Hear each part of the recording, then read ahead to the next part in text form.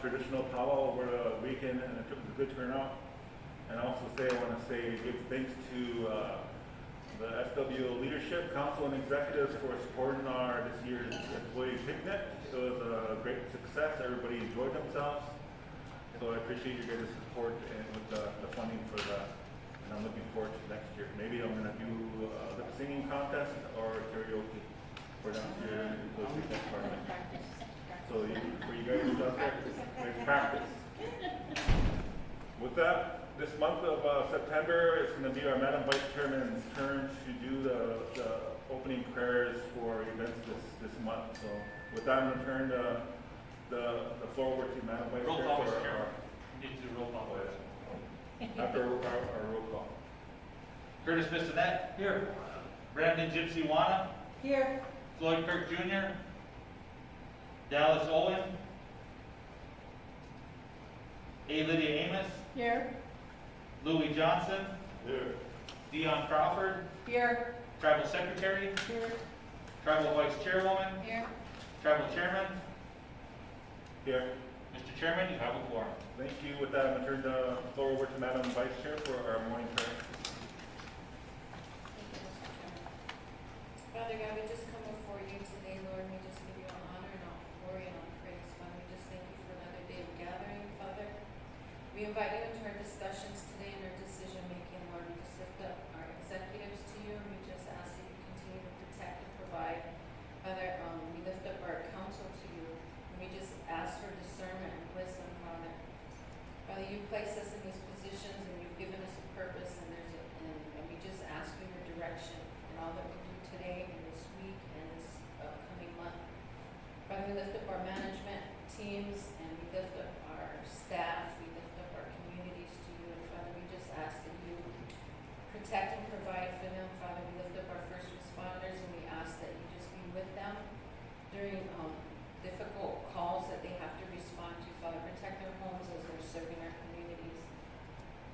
Father, we just ask that you be with those who are in mourning, those who are in jail, those who are struggling and feel alone. Father, just comfort them and let them know that you are with them, that you love them, Father. We just ask for your direction this month in all that we do as our governing body here at the System of Healing. After we lift this all up to you, in Jesus' name.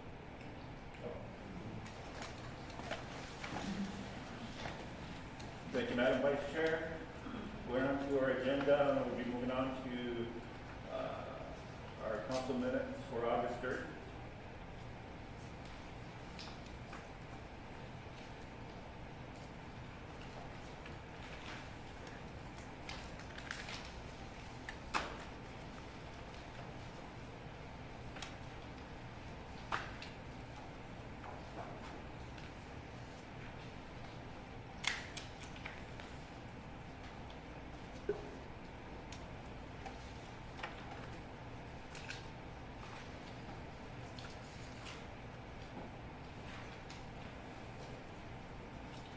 Mr. Chairman,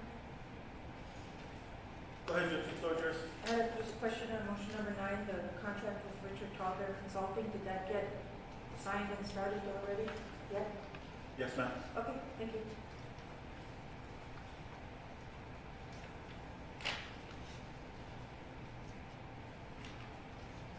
And actually, to be given a council update in my report.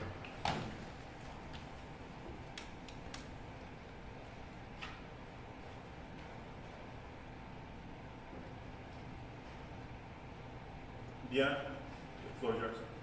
Thank you, Mr. Chairman. Motion 27, do we know how far that's done with the tractor purchase for the Traverse District? Will Thomas be coming in to do a report? I can ask him that.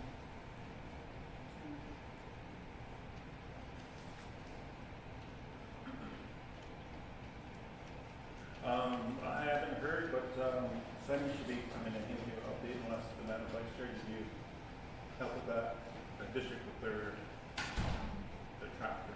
So this is going to be for Arpa funds, correct? These projects? I believe it's CARES. Was it CARES? I believe this is still CARES, yes. Okay, so Yeah. no, I don't have an update on it. So who's the point of contact on those? Because I think there's other districts that haven't gotten all of their equipment. So, the DARE coordinator is the one that handles all of those. Maybe some other, thank you.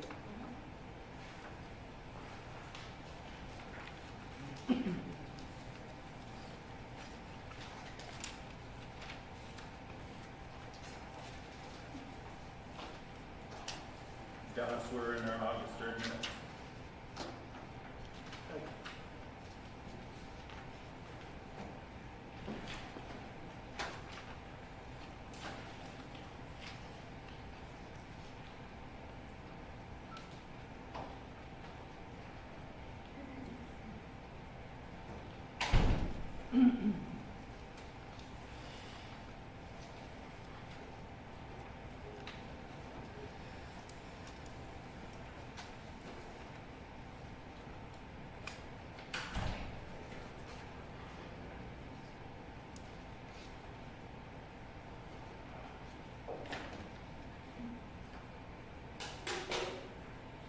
Motion to approve, Mr. Chairman.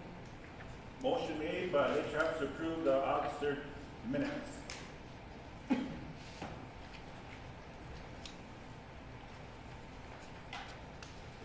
I'll second. Second by Bedlin. Question by Susie. Dion Crawford, Yes. Curtis Bissonette, Yes. Brandon Gypsy Wana, Yes. Floyd Kirk Jr., Yes. Dallas Owen, Yes.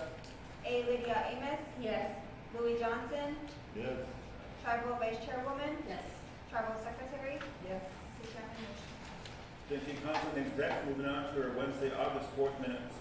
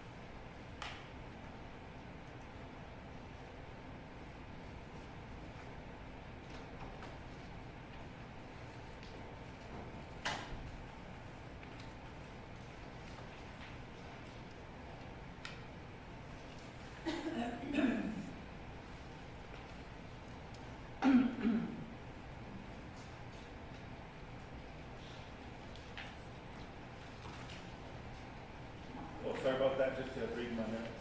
Floor is yours. So I have a question on motion number 79. Motion 79 is the motion for accepting the revisions to chapter 21 of the judicial code. Two of council members were absent that day. It was I and Susie that were absent, and so I'd like to have this motion rescinded or explanation for how this passed or whatever without getting all of us, because I think this is an important one for us to have been able to vote on. As all motions are, but specifically. with regard to this one. Thank you, Judge. And turn the floor over to Dallas. The Yeah. code specifies 2/3 of voting present. Does it say present? You have to be there to vote. If you're not there, your vote isn't there. So I apologize if you were unable to make it that day, but that was an important decision. And just as I explained in my district, the 2/3 vote in this particular instance does not come into play. Thank you. So- Yeah. I was just gonna Go ahead. reiterate and make sure I'm understanding clearly what you're saying. So you're saying the motion, the 2/3 doesn't come into play, and then you're saying it's the 2/3 of the council members present, not 2/3 of council, right? So 2/3 of council is needed to unseat the judicial committee. As you recall. Yeah, I'm early talking on- about about chapter 21 though, the revisions. Please let me finish, as I am talking about chapter 21. That's kind of the basis of the subject we're explaining. So again, as you may recall, when I first attempted to abolish the judicial committee, I actually came forward and corrected that because we didn't have 2/3 votes. Now, in this particular instance, while you guys were gone, they weren't unseated.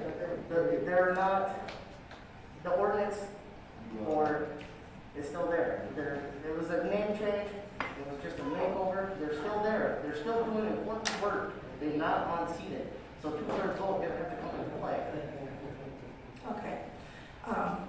Well, to clarify, that wasn't my question.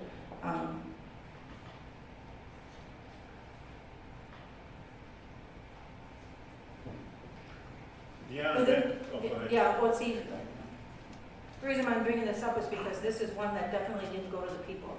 This didn't even go to a public forum to address it. This is one of our major judicial codes. This operates for the whole tribe and what people, we're always wanting input from our people. This is one of the things we stress, and this is one that is very important for that. And with this one, it didn't go to the people. It didn't go the full extent of what we normally do for our process. That's why I'm questioning it, and that's why I'm bringing this up. And Dallas, I fully remember exactly what you're talking about. I didn't question that. So anyway, that's where I'm at with that. Now, if we didn't need the full 2/3, despite Susie and I being absent, and the 2/3 doesn't come into question and it's passing, fine. I can later on make a motion to rescind it or whatever, and if it doesn't pass, it doesn't pass, but at least I'm bringing up my questions and concerns that people brought to me. Thank you. Thank you, Gypsy. I'm gonna go, if you want a rebuttal, Dallas, I'm gonna go to Dion and also Curtis, with your hand raised. So do you want me to rebuttal first? Yeah. Yes, rebuttal first. Okay. So, I guess I appreciate your concerns, Madeline, but when you said people didn't have a voice in this, well, who put you in that chair that you're sitting in? The people still have their choice in this. We were elected for the people, by the people. So by us making these decisions, we are doing our jobs. As is stated in chapter 21, nothing in this chapter prevents council from holding legislation. Legislation, Gypsy, that is our job. The codes is part of the legislative body, and that is what we were working on when we enacted the amendments to chapter 21. Thank you. We can take a couple more questions or comments, Dion, then Curtis. Thank you, Mr. Chairman, and thank you, Dr. Noah, for that statement. I think that's, very clear explanation of what we do here. First of all, we came as a body looking at amendments to chapter 21 because of impropriety. This didn't just come, we didn't just pull this out of the air. The motion to amend chapter 21 and give that to Mr. Paulson passed this body, number one. You were here when that happened, so I don't know how that's not clear. I could go into the impropriety, but one of the very severe issues that I see is a violation of chapter 21 by the Judicial Committee because you continued that work without them being properly seated. They were not vetted and resolutioned in by DCA, which is very clearly outlined in chapter 21. Now, being absent, we were here. Council meetings are in the Constitution. In the Constitution, the schedule of them is outlined in our Constitution, so we know when those meetings are going to happen. This happened during a regular council meeting, and I know I've been very, very clear and very strong in my request to keep those council meeting days consistent with our Constitution for this very reason. The amendments to chapter 21 are minimal. They take out the portion where the Judicial Committee oversees and screens applicants for our judges. That's very important. And I'm not gonna go into the detail because we all know what happened to our court. And we all know what we're cleaning up right now. And I will not pretend that that elephant is not standing in the middle of this room, because we all witnessed it. Now, I'm not saying anything about this group because, you know, most of them are new. Like Travers wasn't even represented. We didn't even have a representative on judicial when you were making, so when you were making decisions, when you were holding public forums, when you were doing the work of judicial without those members being properly resolutioned in, like Travers wasn't even represented. I had a question from one of your members. Who do you have from Lake Travers? We didn't have anybody, they resigned. And I said, contact Francis Crawford, our district chairman. I asked him, I said, did judicial get a hold of you? Because they asked me. He said, no, nobody contacted me. So Lake Travers was totally bypassed. So we want to talk about, you know, how important judicial is and how important, you know, that committee is. But you guys didn't even follow chapter 21 as it was outlined. And we addressed that with you like 3 times. So I take offense to the accusation that we should have not acted on this until you were here, or whatever you're requesting, or whatever. We did what we had to do. Those changes needed to be made because that body violated chapter 21.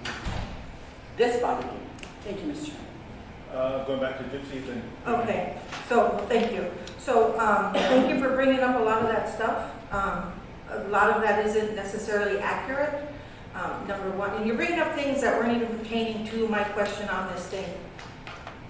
And if we, you know, if we want to go into a whole history of chapter 21, we can set up a special meeting for that. But what's been happening over the last few years regarding judicial and tribal court.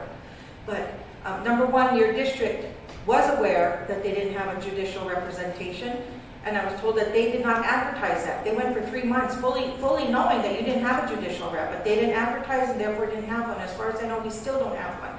And as far as minor changes to chapter 21, it might be a minor change in the way of writing things, but you've changed the title of what the judicial committee is. Now they're just a work group. And number 2, one of the most important things on that to keep the separation of powers is to not have council involved in selecting which judges they want to pick. It's to our legal department, which makes it look like it's a conflict of interest or something in case our in-house attorneys ever have to go to court in front of the judge that they selected or that they recommend to council to do. So that's just my point of pointing all of this out. And as far as judicial, there's a lot of committees that worked. We weren't violating chapter 21 and codes. There was a lot of complaints about judicial hasn't done anything. Where's all these codes that are supposed to be working?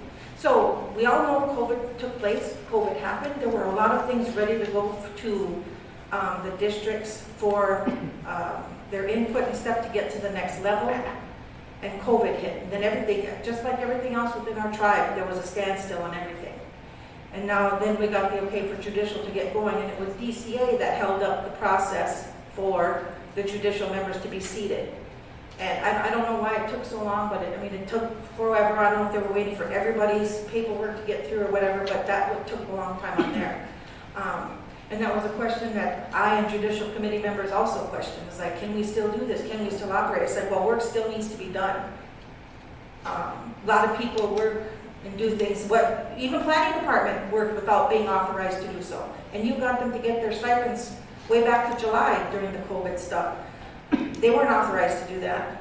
You know, they still met because work had to be done. So that's all I'm saying was happening with Judicial 21. And I don't want to be going over fighting all this stuff. I just wanted to make a point and say that we weren't here. Susie and I weren't here. Susie may not have a problem with it, but I did. And yes, Dallas, you are correct. I was put in this position. But when there's something important, when there's a big one like this, I think it would be a courteous to hold off or at least let me allow to be in on a conference call. And as you know, I was excused from the meeting this day. I was at a medical appointment. And I fully well know, and sometimes medical appointments you cannot change because they're hard to get in the first place. So don't be trying to say you knew council was going on this day, so why'd you have an appointment that day? sometimes you have to take those appointments that you get. So that's all I have to say. I just wanted to make sure you guys knew what my point was about this number 79. And if you were gonna vote on this, you knew you were gonna vote on this, why didn't you do it on the 3rd when I was here? It seems like things like this, especially having to do with judicial, you wait until I'm gone, because you know I'm gonna have these questions and these concerns. And so that's it. We're gonna leave it alone. I have no more questions and comments. We can do Just one something more else. to Thank you. Junior, then we're gonna move on. So, the members at our agency, at our last district meeting, this was brought up.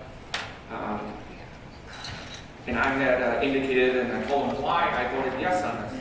And the reason was, is because you guys screened out judges that were fully qualified, and they didn't even get an interview or anything. You guys screened them out ahead of time. And when I say you guys, I don't know if you were part of that gypsy or not, but when the judicial committee was. So why I voted to change it is because they did that. They did that on purpose. They screened out judges that were capable of being here. They were here 20 years, and they screened them out. Thank you. Just real quick, Mr. Chairman. Francis Crawford will be here this afternoon with DCA. I fully expect those questions to be directed towards him about Lake Traverse District when he's here. Thank you. Madam Vice Chair. So this is what happens when we as a council don't come together and have roundtable discussions and talk about this and get everybody's perspective. And if you go back to the email, when we have our legal counsel who's introducing these revisions, in his email he's saying, these are coming per discussion with council. Well, obviously, it's discussions not with all of us because we weren't aware that these changes were even recommended to be in chapter 21 because we had not had a roundtable discussion. So it had taken me by surprise as well. So in order for us to be able to work together and to improve our communication on something like this, we should be having roundtable discussions. That's all I'm going to say, Mr. Chairman. Thank you. Anything else coming from, Clerk Curtis? Motion to approve August 4th minutes, Mr. Chairman. Second. So moved by Kakiza Haska, second by Hayema. Question by Buffalo Lake. Curtis Bissonnette, Yes. Brandon Gypsy Wana, Yes. Floyd Kirk Jr., Yes. Dallas Owen, Yes. A. Lydia Amos, Yes. Bowie Johnson, Yes. Dion Crawford, Yes. Tribal Vice Chairwoman, Yes. Tribal Secretary. Yes. Mr. Chairman, motion. Thank you, Council. That's moving on to Council minutes. 24th.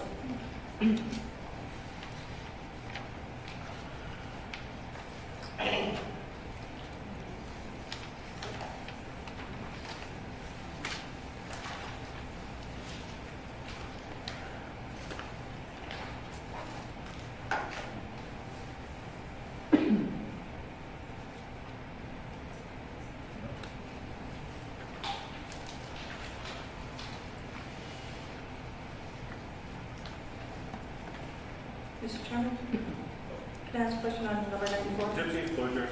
Thank you. I know this was just August 24th, but do we happen to have an update on motion 94 and an offer for the lunchroom building? We want it? Seriously? That's gonna be coming in, Real deal this week? yep, it should, I think, if not, it should be in my packet. Okay, cool, thank you.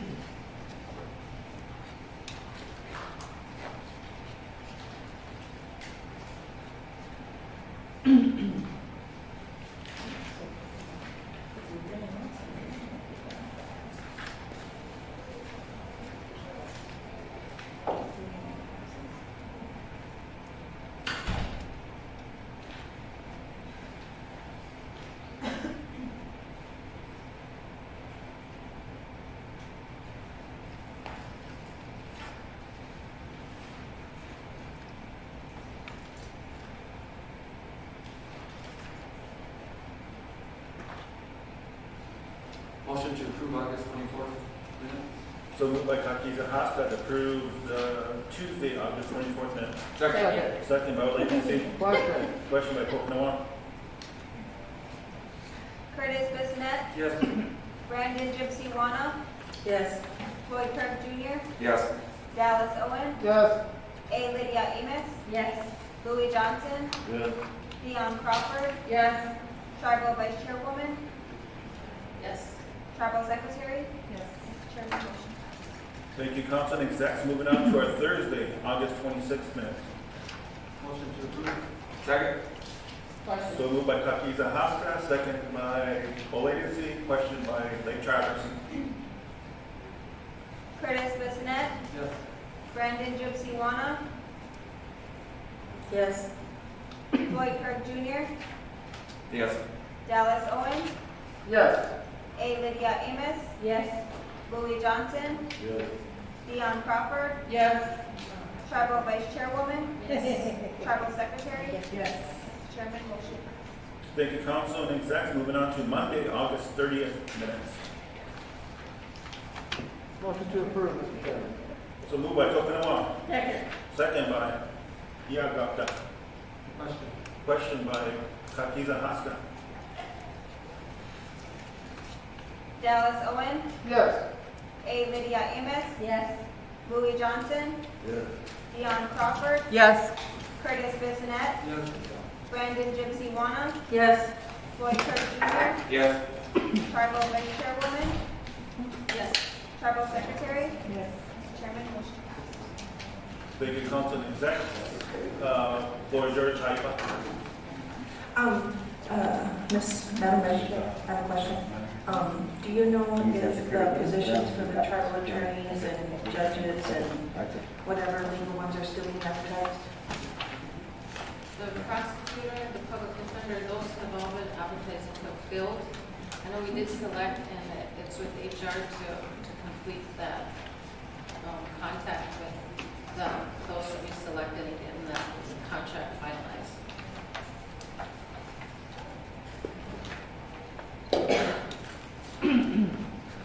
And then, the judges, are those still being advertised? For associate and... Those are until. Okay, thank you. Okay, moving on to our agenda, there's no resolution to be approved by council leadership at this time, so we'll be moving into our report. I'm gonna have Jesse Larson, but not right now. Give your update on IT building. I got, Richard can give an update with council and leadership for the PEG issue. And I'll have a quick, update with Will. Then I have a special presentation regarding our tarot. And I'll be presenting that award when the manager gets here. Members of council and leadership, I got a package for you with your handouts, so you can take it to your respected districts to hand out to your membership. But before I call on you, Richard, I just want to give an update real quick. Continue to work with the tax agreement with the state of South Dakota from our vice chairman's office administration is still moving forward.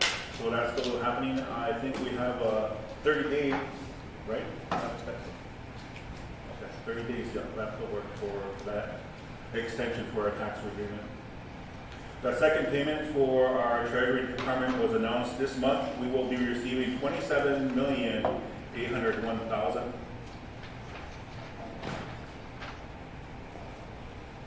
The tribal will also be approving $500 for schools closed for the children. I think that's already been in the process of going out to our districts to hand it out to our young leaders. Also, too, starting today, the tribe also approved the 500 vaccination incentive, and the applications will be ready actually today. But I know Sunny was working on that last week, as we're going to be having a busy month, so we wanted to get that started right away. The tribe will begin accepting applications for July 19th for the ARP funds. The date there will have been $17 million. It went out to the COVID assistance. 8,505 tribal members at $2,000 checks were dispersed and handed out. So if you have any questions of your memberships, that's your record there. And also this month, we met with Professor John Lavelle in a roundtable and discussed the boundary issue. I think most of the leadership was here and present. I know it was a long presentation. As a former professor of mine from my pre-law summer institute days, he can't talk, but he also has a good energy about him. And he does love karaoke, and he does sing during his presentations just to mix it up. And also too, we're going to keep the doors open if you want to invite him back for future work for our boundary issues for the system often beyond it.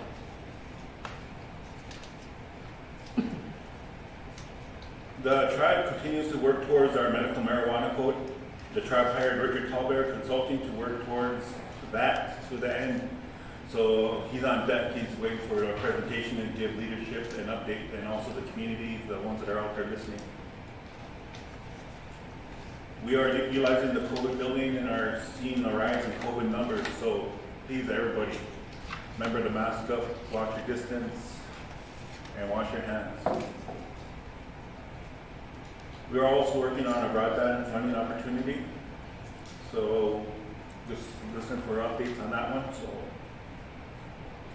So in closing, the temperatures cooled off from last month. Continue to mask up, stay safe, Oyate. I wish you well. This is all I have to say for now. Daki Owasan, Pupapu Maza. I'm going to turn the floor over to Richard Talbot for a quick update for his the work on his PEGI. So with that, Richard, make sure your light is on, and because you have a listening audience out there. Okay. Thank you, Mr. Chairman. Thank you, Council. Thank you, Mr. Chairman. Thank you, Council. So yeah, 3 weeks ago I started going over the first draft report of the medical marijuana ordinance of the tribe. I've worked on several of these for several tribes. Met with the contracted attorney last week from Paulson and Brodeen, Mr. Phil Brodeen. Submitted my red line document, changes to the ordinance, and some suggested added details to the ordinance, which he was completely fine with. Moving ahead and kicking it up to the tribal attorney or attorney general, Megan Franklin. So that's where we are now. We're pretty much at the final document, pending approval from tribal attorney and tribal council. There are some things in there that are tribal council decisions in terms of fees, licenses, things like that that need to be inputted.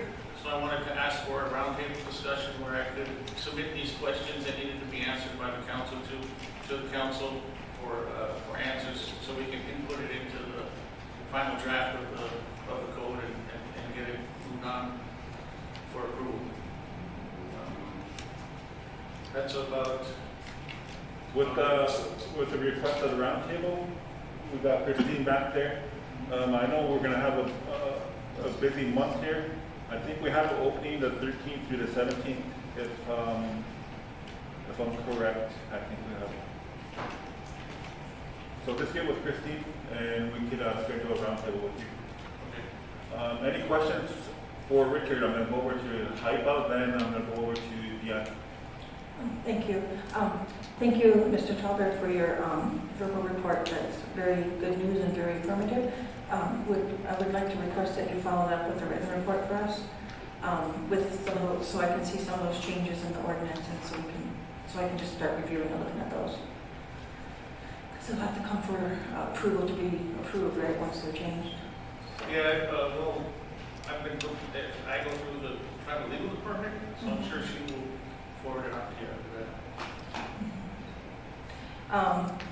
So yeah, so I'm asking you and for your written reports and whatever. Thank you. Dion. Thank you, Mr. Chairman. So, there was a written report that was submitted to us. Maybe you get it. There was a written report that was given. I just wanted to really say thank you to Richard. I know that this process, and working with the political body isn't always comfortable, but you've been very consistent in providing us research, providing us, letting us know where you're at. I know that you're ahead of schedule, And so I really appreciate that. The second thing I want to really commend you for is kind of bridging the gap between us, because this is your field. You know this area explicitly well. This weekend, Mr. Chairman, Mr. Michael Fairbanks, the chairman of the Whiter tribe, was here at the Enemies of Impala. I kind of felt like a little kid in a candy shop. I got to sit with him for an amount of time at the powwow and ask him questions. In that conversation, I have so much respect and admiration for Chairman Fairbanks. It was really quite literally an honor to have a piece of his time. One of the things that he shared with me was one of the things that they're doing at Whiter. One of the things that came up at the Traverse District was if you have employees that are handling heavy equipment, they are driving travel vehicles, they're taking care of children, they're making really monumental decisions on behalf of our tribe and our programs. How do we ensure that OSHA is being followed, that our children are safe, that somebody isn't intoxicated while they're in the workplace?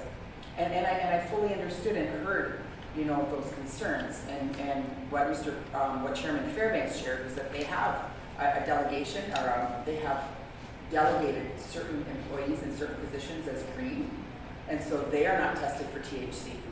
It doesn't apply to everybody, but I would like to just request or recommend that we as well look at moving towards having that designation for certain employees, that it be system-wide, gaming, for-profit, tribal entities, the school, and I don't know if that needs to be somehow, how we would find a policy that encompasses all of that. But I have full faith in you, Mr. Chairman, and our consultant, that you will be able to work through those issues. And so I think Chairman Fairbanks at that time was pretty willing to share those documents with us. So maybe just a request by email would be sufficient to get that assistance from them. Thank you, Mr. Chairman. Thank you, Deanna. Any more questions coming from leadership? I'm going to go to Richard, then we'll go back to Heidi. To address that is addressed in the state law. The new state law for medical marijuana and recreational addresses employment testing for cannabis. And their opinion is that it should no longer be a requirement for employment, because with THC, you have any kind of drug test, there has to show significant concentration for impairment, to cause impairment. Like an alcohol test, they can tell your level of 0.3, 0.4, all that level of impairment, but because of cannabis stays in your system, or THC for 30 days, there's really no way to prove a significant level of impairment to where you're impaired if you have that, if you test for that drug. So that's how the state handled it, and the state law basically says it is up to the employer, but they're giving guidance that THC does not meet that standard of causing a significant level of impairment when tested.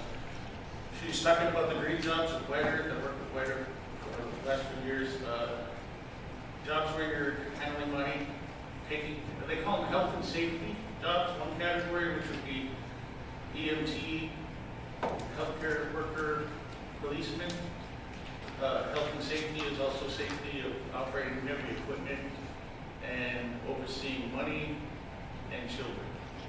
So those are the ones that most governments keep drug testing for.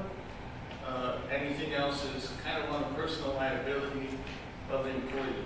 So in these jobs, you would have them sign a waiver agreement if there's an accident, if there's anything that could cause the employer liability, that then they would agree to be drug tested at that point.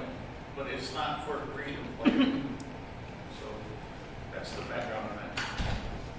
Thanks, Richard. I'm going to turn the floor over to Heidi. Thank you. My question was for you, Mr. Chairman. It wasn't for Mr. Fowler, but I was just wanted to know if you knew when that Mr. LaBelle's report or article was going to be published? I can't remember what he said and then in what area where it would be published. That's a good question. I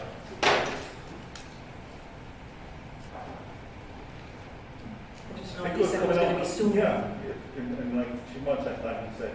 Okay. But Megan is keeping in contact with him, so when that comes out, because I know he's going to share some information with her Okay, for a good. topic for leadership. So Okay, yeah, then she'll let us know then. Cool. Okay, thank you. any more questions coming from Richard? And council leadership execs, if you do have any further questions regarding Richard from your memberships, keep in mind his office is in my office actually. It's in the first floor. So, thank you, Richard. Thank you. Is a Terra manager available?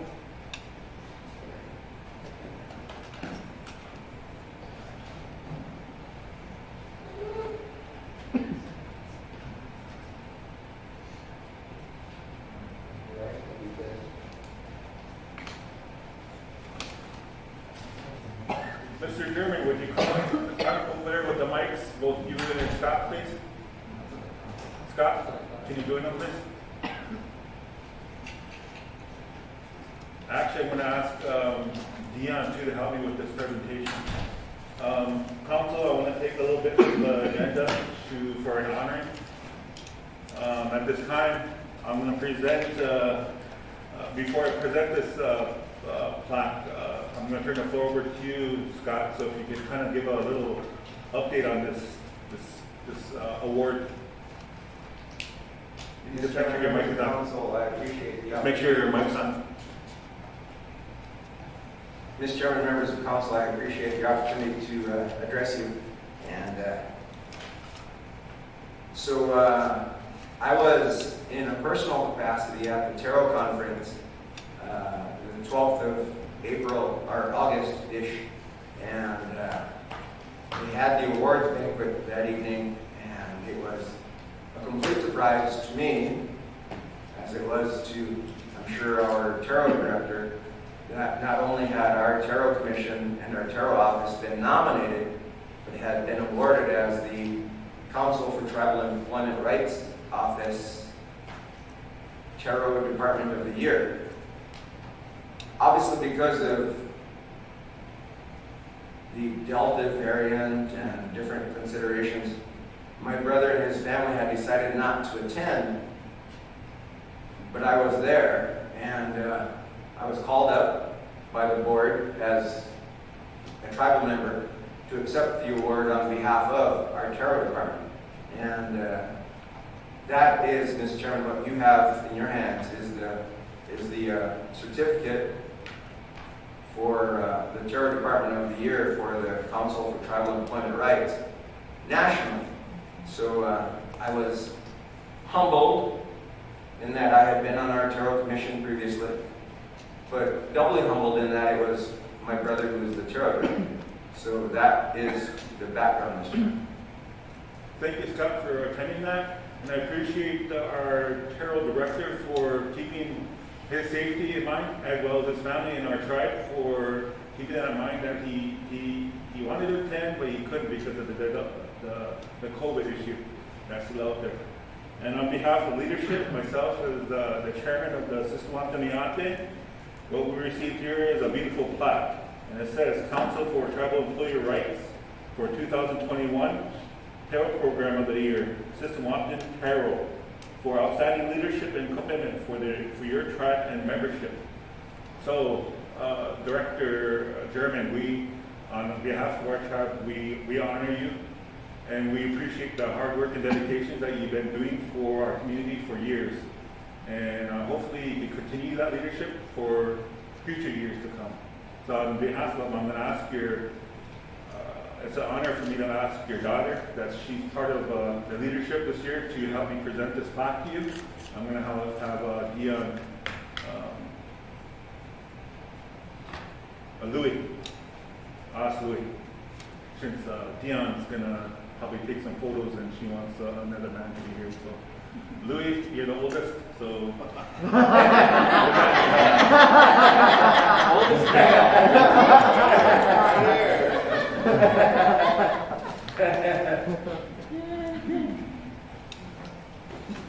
You guys come forward in front.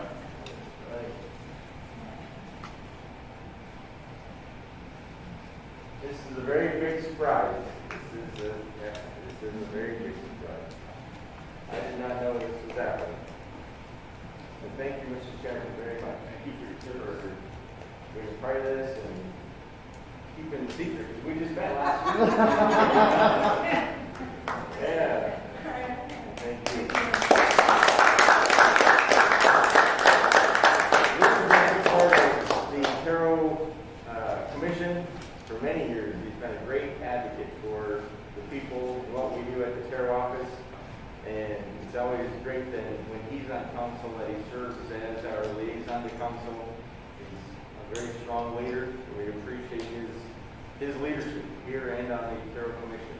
And our Ikancha, his commitment to the people. You know, we went to Iniki the other night, and that's what our prayers were about. We're for our people during this time and everything that we're going through and all that we're working with as far as developing new stuff with this money that the federal government's giving out, and how we can incorporate our people in every aspect of that through jobs and small businesses. So thank you very much. And to my brother for keeping the secret also all the time. I am very surprised by all of you doing this, for me, but also for the office and staff. I wish they would have all been here too. I got a great staff. Bertha, Bob, Lisa, new officer, Dustin Kirk, very committed. I did not have to call them and ask them about coming in during COVID. They were ready to come in and keep serving the people that were still working on the outside of here. And every day they're here, rain or shine, COVID or no COVID. And all of you and your support for what we do also in your districts and for the office. So thank you very much. Oh, you got Thank it. you. Very much.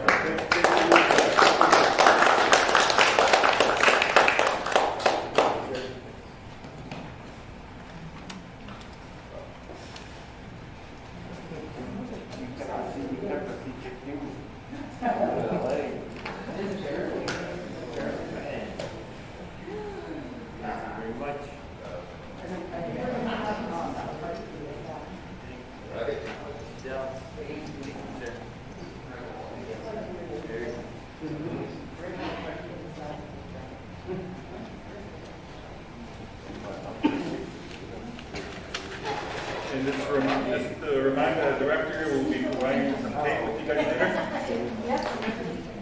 So I don't know if we're gonna have at the office, Kate? Yeah? Okay. The commission and staff. We'll come up with a date. All right. Thank you. Thank you so much. Thank you, council and executives, for allowing me to just deviate from my agenda just for a short time, because it's important, as you all know. And if you hear me, is that it's important that we honor our tribal members, especially in these capacities of the work that they do. Appreciate it. Thank you.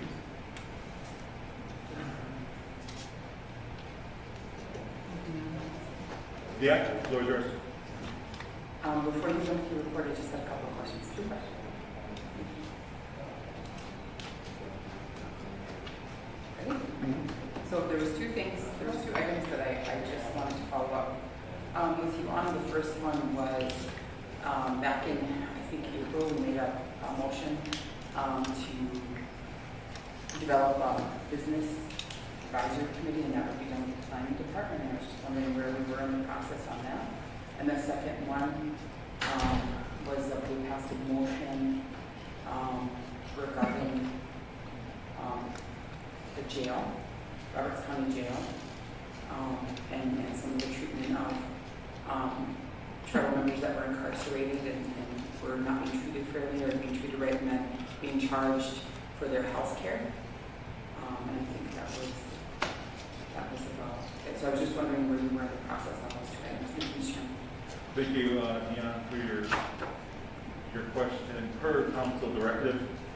As you know, the process is still going for this, from planning department, so that, they're still working on it. I just wanted a process to go through planning, the board, and also with the legal, it's still over in legal, she's still working on it, so she's trying to catch up on stuff, so that's still in the process. We're not gonna let that go, because that's a very important issue to our membership, as everybody knows. And as it's a big thing to Madam Secretary that we continue to work on that also too, because she is a big advocate for our people that are either in our local jail or in our state penitentiaries. So she continues to be advocating for that. So with that, there's a question with Madam Secretary. In response to your last question, the county commissioners will be here at 3:15 today after DCA, and they'll be available to answer questions regarding the treatment of our prisoners in the jail, and also the jail charges, medical charges, medical neglect, and there's a whole list of things. So yes, they'll be here at the end of the day today. Thank you. Okay, moving on to our agenda, I got about 5 minutes. I don't want to give, I don't want to take too much time out of the tribal vice president report. So with that, I'm calling Jesse for a quick update on the Sky-Key building.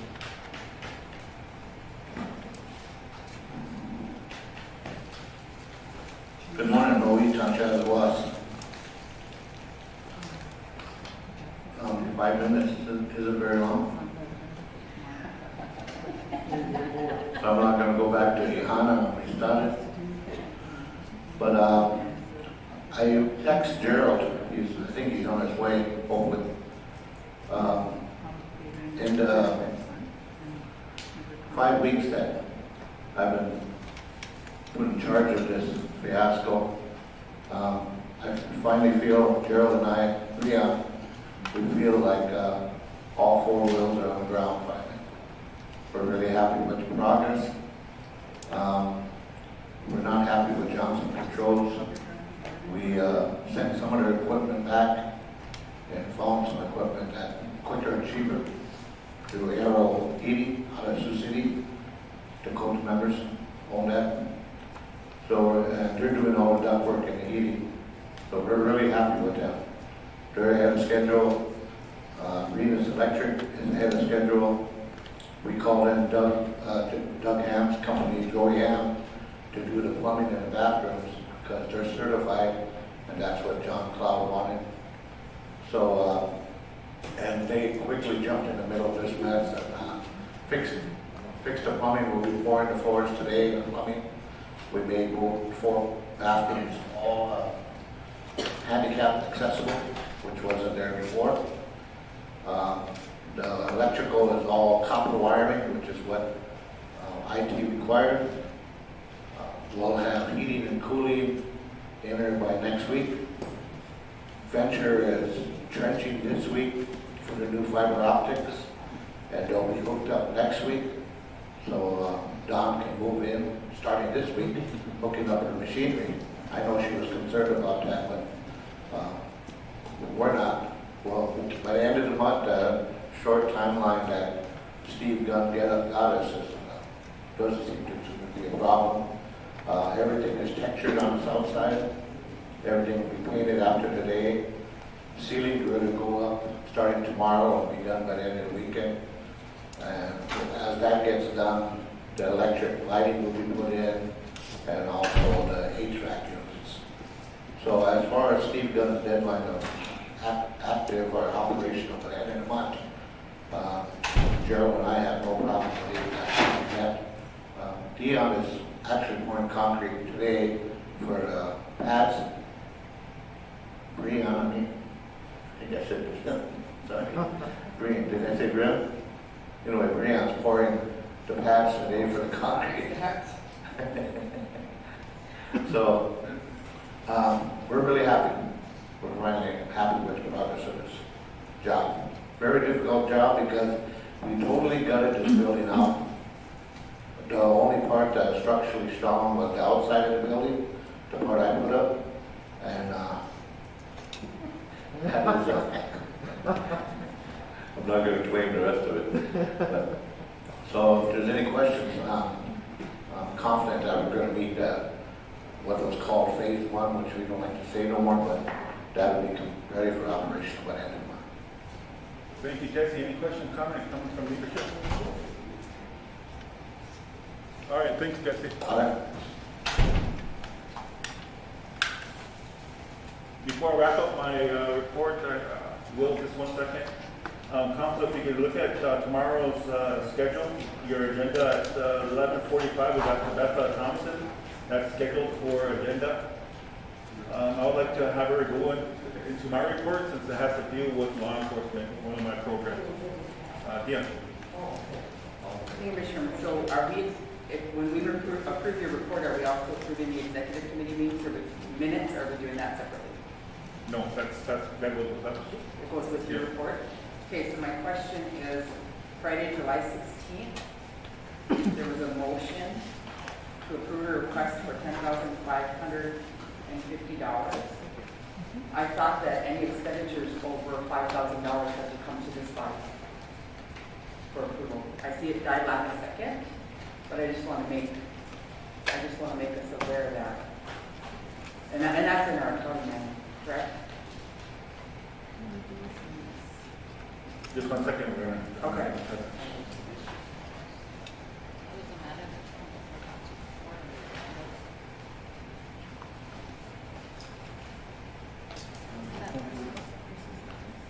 Oh, okay.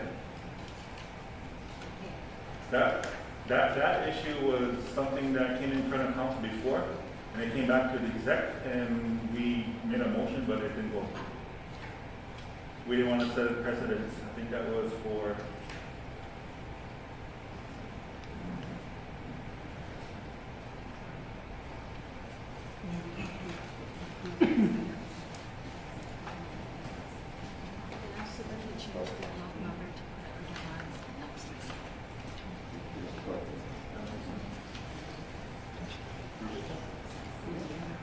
That was for Bruce Brenda.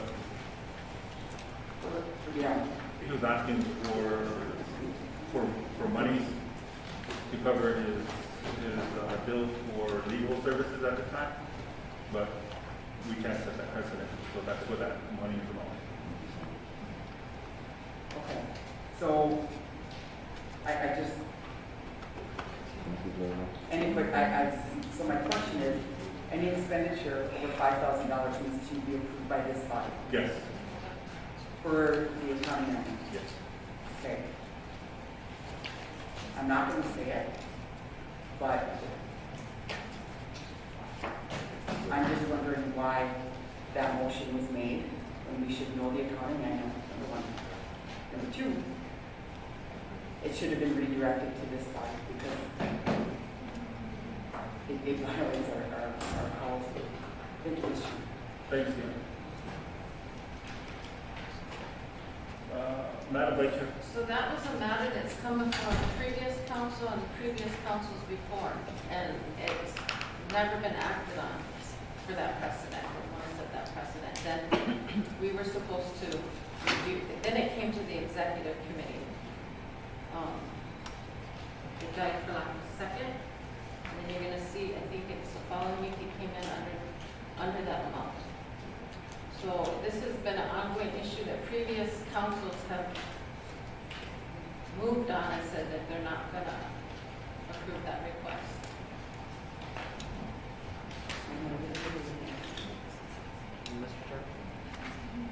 Dallas. Dion, if you know her, have it, Dion. Are you good to go? Yeah, I was trying to not out you, but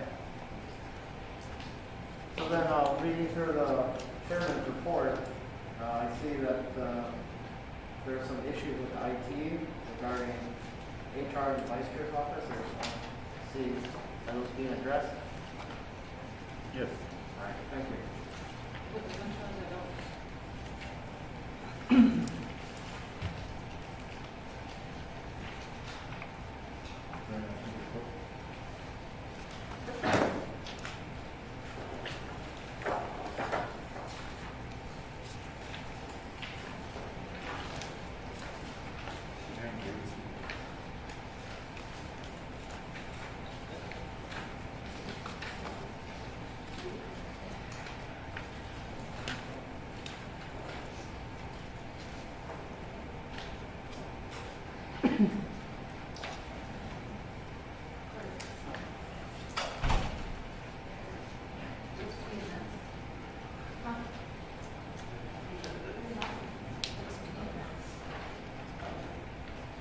When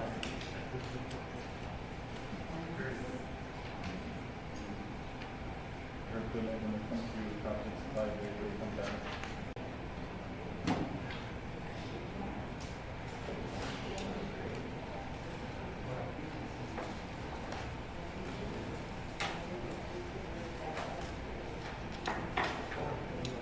Rebecca?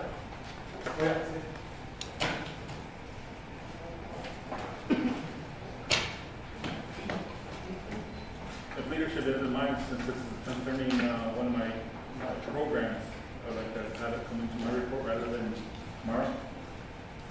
But that's what Executive session? yes. I'll make that motion, Mr. Chairman. Second. Go ahead. That's all right.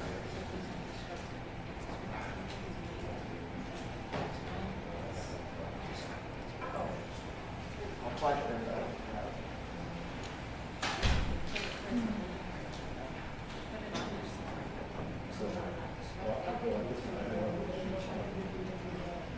It would be nice to make it a requirement that our agenda at the end, right before we adjourn, have executive session, and that's our. Who made the motion to go in exec? Long Hollow? Lake Traverse, second. Maybe swim question. Sorry about that, Long Hollow, as I was talking with Madam Vice Chair. Curtis Bissonette, Yes. Brandon Gypsy Wano, 6-1. Floyd Kirk Jr., Yes. Dallas Owen, Yes. A. Lydia Amos. Yes. Louis Johnson, Yes. Dion Crawford. Yes. Tribal Vice Chairwoman, Yes. Tribal Secretary. Chairman. Mr. Chairman, our council would like to recommend that we put on each of our agendas towards the end and a slot designated for executive session. So that way, that's where they go, because it disrupts the agenda, and I've had several managers come to me that they wait, their time, their schedules is time sensitive, they've got their appointments, and it gets disrupted. So, Mr. Chairman, if we could talk about that and designate a time specific. Hold on, folks, the recording's still going. Madam Secretary? I just want to thank the chairman for allowing this time for Tabetha and her family, because Tabetha is actually on the agenda for tomorrow, right before the end of the council meeting, but because they're here, out of courtesy, he's going to insert you, and that's, I just want to say that much about that. Thank you, Chairman. Don't start yet, or the recording's still going. Recording's still on. Hold on, one second. How did they come? We're calling him now, but he's not answering.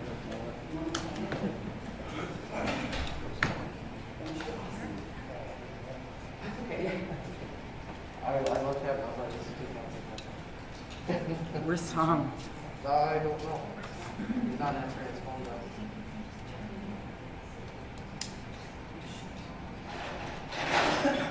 Call. Okay, so we got the call there. No, that's good.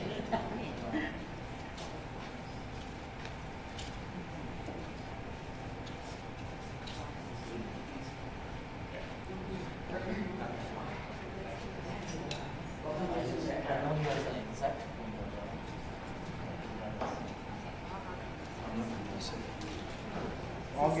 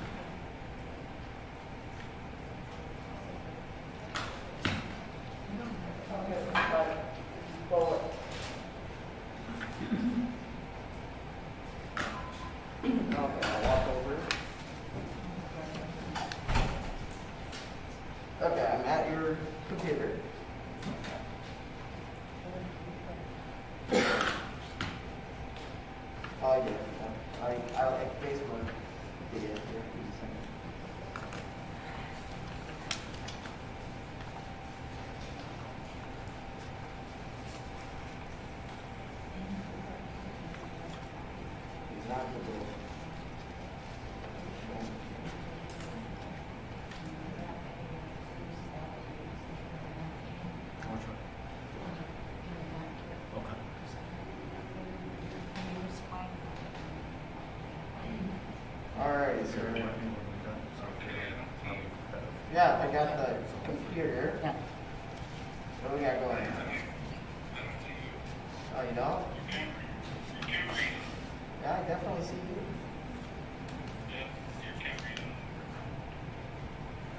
Ah.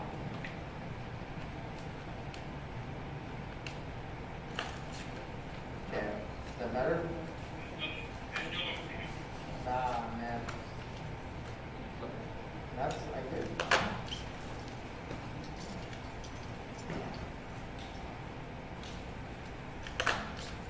All right, Tom, so yeah, I guess, do your best to walk me through it. Everything? Right? There's four things on the main.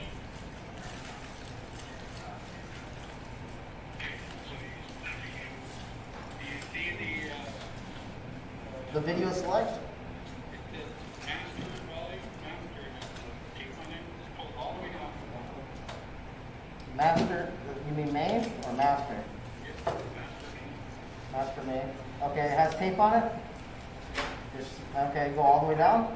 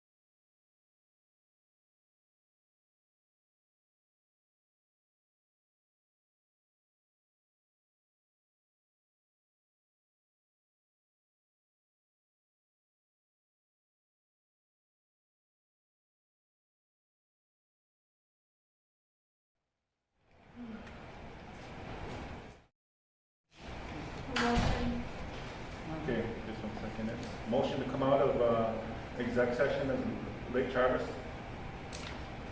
Second is Haifa. Question is Cooley.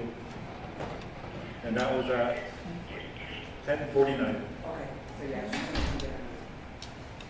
Okay, thank you. You're welcome. Dion Crawford, Yes. Curtis Bissonette, Brandon Gypsy Wana, Yes. Floyd Kirk Jr., Yes. Dallas Owen, Yes. A. Lydia Amos, Yes. Louis Johnson, Yes. Tribal Vice Chairwoman, Yes. Tribal Secretary, Yes. Chairman motion. Thank you, members of council and exec. Before I move forward, I got Will. I know you guys wanted a motion to hire Renville. That's what they were here, but they must have left, right? Are they coming back? They are, yeah, they're coming in. I'm gonna wait for Can you introduce them? Yeah, absolutely.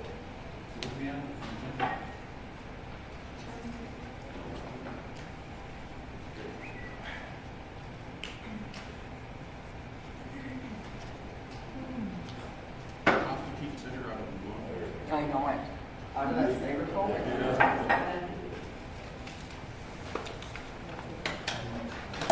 Oh.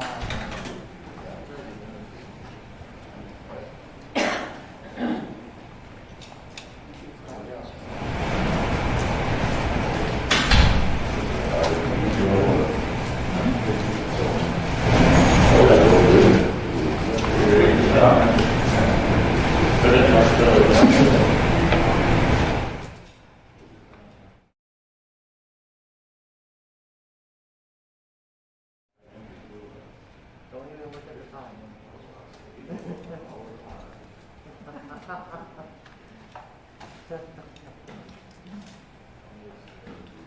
I know Matt is not available to come in with, to introduce Mr. Renville and his partner, so I'm going to turn the floor over to Will.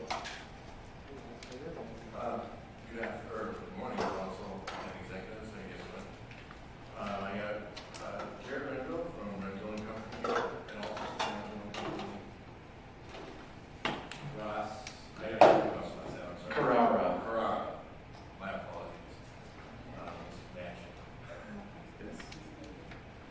Mr. Renville, can you kind of tell us about yourself real quick? I know I don't want to take too much time because I'm going into our Madam Vice Chair's time. Sure.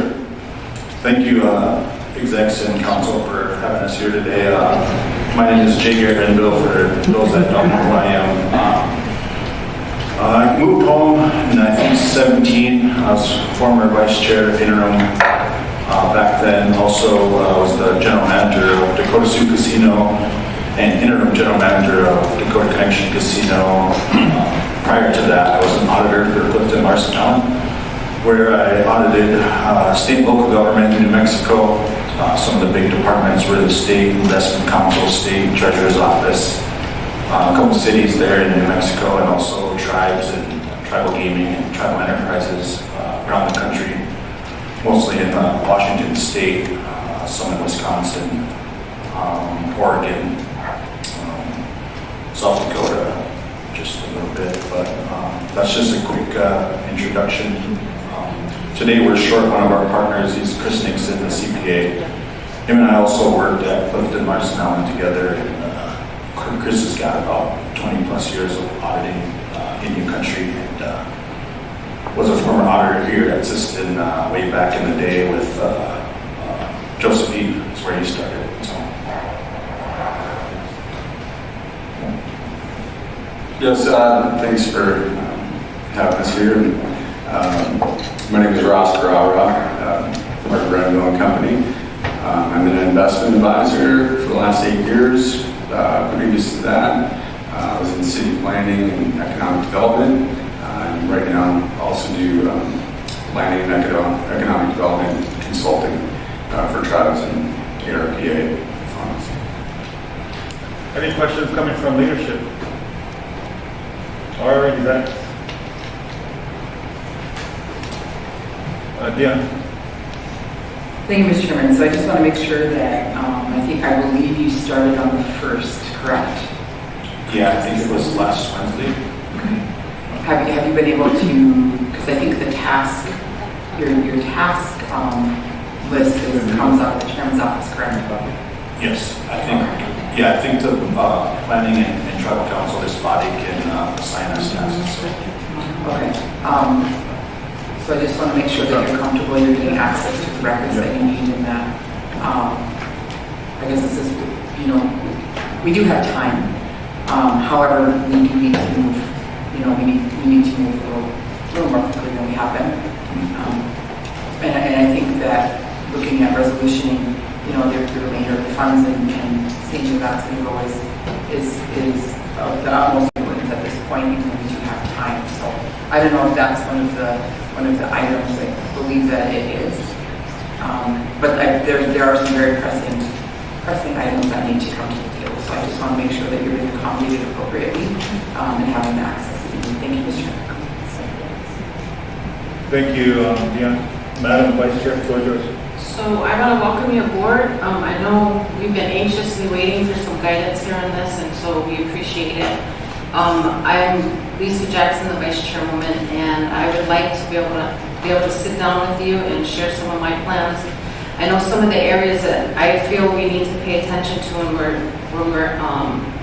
reviewing and approving art funding projects is that we need to make, and this is coming from past experience with how we handle CARES. So when you go through, you're looking, I want to make sure that our motions are identifying the project name, project amount, project manager. All those elements need to be there so that way when it comes time to get our record together, it's very streamlined and clear. That's something that we, didn't really pay attention to in the beginning, and this is evolving, and we just want to make sure some of these gray areas get fixed. I did put some process together, which got approved through the exec committee, and I'd like to sit down with you. Maybe you can help tweak that, make it better. It's just, trying to fill the gap with what we have. So if I can get some time with you, that would be great. Sure. Okay, thank you. Thanks, Will, for coming forward and introducing Mr. Grenville and his company to assist with Madam Vice Chairman's office. So with that, would you be able to sit down with her, find some time, maybe this week sometime, maybe even if we get done early? Louis looking at me, we're not going to get done early. But sometime soon, would you be able to sit down with her? Yeah, All right. I'll email you what I have. All right, I appreciate it. You want to go forward with the, no, okay. Yeah. All right. Thanks, I appreciate it. Okay. Thank you. Thank you. Mr. Stevens, with the tribal health director report? Just one second. Could we move the tribal health director report under Tabitha Thompson's time slot tomorrow at 11:45, please? No. With accordance with tribal secretary. Go ahead, Curtis. Is that the only action item you have, Madam Secretary? Or is it more of a report? No, we're not to my report yet. But we just want to move the tribal health director from today's agenda at 11 o'clock to tomorrow at 11:45, where Tabitha was tomorrow. We'll put the tribal health director and take her off today's agenda. I'm fine with that. That's all right. Okay. Thank you, Madam Secretary, as that's of your administration, and thank you, Council, for accepting. As we move forward, any questions regarding my report? If not, is there a motion to approve? Motion. To move by Token Watt. Second by Yagapta. Good. Question, I can't say the Dakota name yet, but question from Louis. Dallas Owen, Yes. A. Lydia Amos, Yes. Louis Johnson, Good. Dion Crawford, Yes. Curtis Bissonnette, Brandon Gypsy Wana, Yes. Floyd Craig Jr., Yes. Tribal Vice Chairwoman, Yes. Tribal Secretary. Yes. Mr. Chairman, motion. Thank you, Council and execs. Before I turn it over to Madam Vice Chair for her report, just a reminder, United Tribes Wachipi is this weekend. We, myself, Louis, and also Curtis, we took the tribe donated Buffalo over to this year's annual United Tribes meeting. Usually the tribe take turns in donating the food, so it's our turn to serve this weekend at Saturday. If I'm not right, Louis, myself, we sang the proper song for that ceremony as Curtis wore the buffalo headdress and did the dance for us. So we did it in a good way. The Tatanka was so with that, we'll move over to Madam Vice Chair. Thank you, Mr. Chairman. I'm going to go over this real briefly for sake of time. Pretty much everything in my report is going to be standard. I do want to give an update to some of the change, the staffing levels in my office. We do have our budget compliance specialist position vacant. Our data analyst has taken on the comptroller position at Dakota Connection, and she's agreed to be here part-time. And Melissa's training this new hire once we get them on board. So she's still with us. She's part-time. She only comes in the weekend in the afternoon. She helps catch us up on our budget bonds while Rochelle is working on our fiscal year 2022 budget submissions. So they're working hand in hand to maintain our current workload as well as gearing up for fiscal year 22 budget. Procurement policy, that is in the addendum to that contract is with legal. As soon as we get that done, then I'll present that to council for your guys' review. The shortly IFB RFP to hire publisher was advertised in the Oyate News, the Courier, Native Sun News, Argus Leader, Fargo Forum, and Star Tribune from August 9th to the 20th. Bid opening was 9/1, and we only had one bid, and that was from Charles Squirrel with Earthsky Wind Enterprises. I did do a legal work order to have them start to draft his contract. Got a question with, sorry to interrupt your report. Closure. Thank you, Mr. Chairman. Sorry to interrupt. So the motion stated that RFP was supposed to run for 60 days. In my calculations, August 9th to the 27th is not 60 days. I've got a lot of requests for that, and then I do believe there's some federal standard that has to be advertised in a newspaper, and so doing it on social media is not a good advertising. So it was advertised broadly. But the motion stated for it to be advertised for 60 days. Yes. There are other options. We all offered to sit down and help you come up with options as far as that, but I was told that was none of my business. And so we weren't brought to the table. The motion said 60 days. If the motion said 60 days, it needs to be advertised for 60 days. Okay. And I don't understand. I'll just re-advertise it for 60 days. Okay, noted. I will do that. Thank you, Mr. Chairman. Thank you, Dion. Oh, sorry, my mic wasn't on. Sorry about that. Any other? Let me turn it back over to Madam Vice Chair. Okay, so for the hiring process, there's been revisions to Chapter 21, which now places this the legal department overseeing the hiring process for the judges, and like we heard earlier, that is in process with legal, and when they get the applicants ready to provide the council for recommendations, legal will be doing that in lieu of the judicial committee.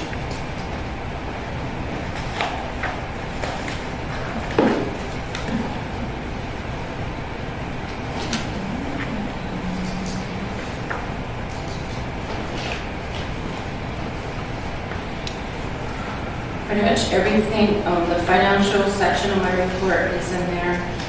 One thing I do want to touch base on is the Arpa Rescue Plan project. So as the chairman noted in his report, the pandemic relief program applications for emergency relief assistance is in process, and he stated that we have been able to get over 8,000 payments out to our district membership. Public health and safety vaccination program, On August 3rd, motion 45, approved 500 to tribal members who are fully vaccinated. On 8/31, the applications for both the adult and minor dependents were approved. And this process will be beginning. For audit compliance, if you go to attachment number 4 in your packet, I had put together that process for when you're coming to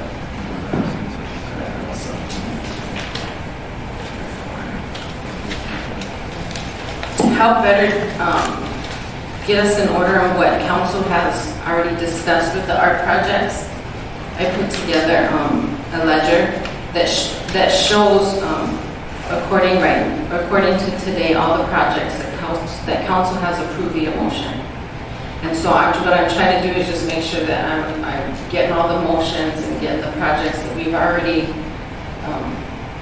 delegated funding to in one place, so when we meet again, we kind of know where we're at and what that cost already looks like.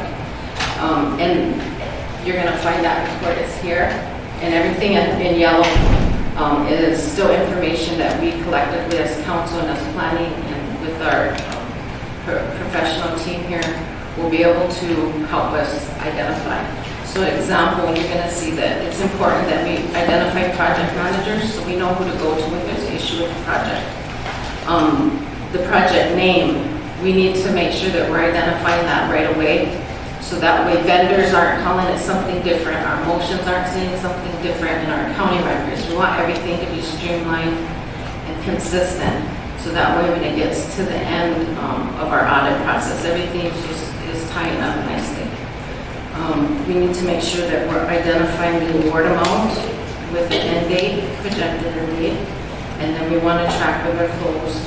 And then we want to make sure that all these projects that we're approving have gone through either legal or CPA review, making sure that they are allowable costs.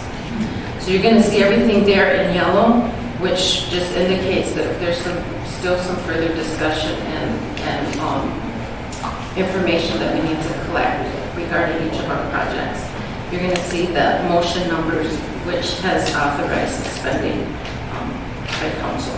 So that's this report here. It's attachment number 4, and I'll be sending this off to planning for future discussion. Yes. Sorry to interrupt your report again. Hype up. You had your hand raised. Go ahead.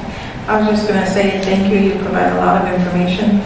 You provide a lot of very detailed information, and it's a lot. It's a lot of information. I just thank you for all of that stuff. It's very good and very thorough. I read through some of it already, and I just had a question. Can I ask a question?